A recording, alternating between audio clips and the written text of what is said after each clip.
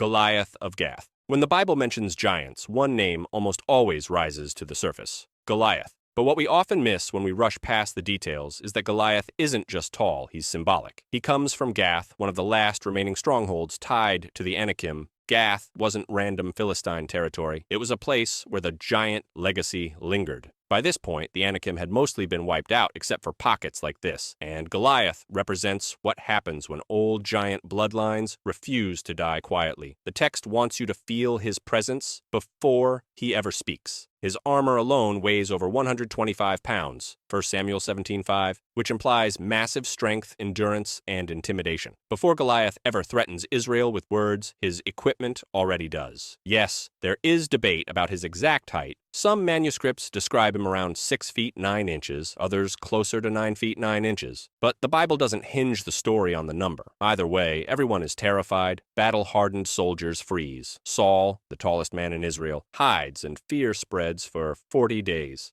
This leads to an important correction. David is not a clueless kid wandering onto a battlefield. By this point, he has already killed lions and bears with his bare hands. 1 Samuel 17:34-36. He is trained, capable, and brave. But what sets David apart isn't courage, it's clarity. While everyone else lets Goliath define reality, David refuses. He asks, "Who is this uncircumcised Philistine that he should defy the armies of the living God?"